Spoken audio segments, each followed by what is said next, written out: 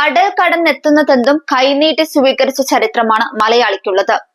യമനിൽ പിറന്ന മന്തിയും മലയാളിക്ക് പരിചിതമായത് ഗൾഫ് ബന്ധത്തിലൂടെയാണ്.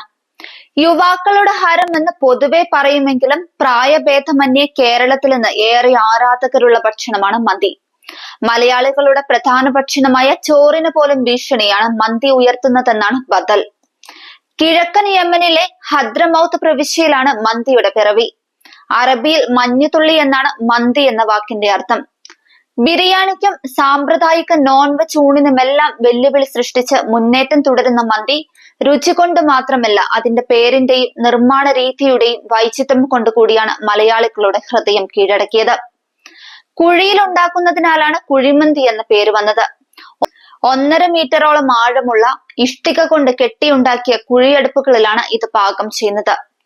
പ്രത്യേക മസാല കൂട്ടുകളിൽ നെയ്യോ എണ്ണയോ അധികമായി ചേർക്കാതെയാണ് പാചകം. കുഴിയടുപ്പിൽ വിറക് കത്തിച്ച് കനലുണ്ടാക്കും. ഇതിലേക്ക് വലിയ ചെമ്പ് കലങ്ങൾ ഇറക്കി വെച്ച് അതിലാണ് അരി വേവിക്കുന്നത്. അതിനു മുകളിൽ പ്രത്യേകം സ്ഥാപിച്ച കമ്പിയിലാണ് ഇറച്ചി കോർത്തു വെക്കുക. കനലിന്റെ തീവ്രതയനുസരിച്ച് സമയം കൂട്ടിക്കൂട്ടി മന്തിയുടെ വേവ് അറിയുന്നതിലാണ് പാചകക്കാരന്റെ കഴിവ്. പിഴച്ചാൽ മന്തി കുഴഞ്ഞു പോകും.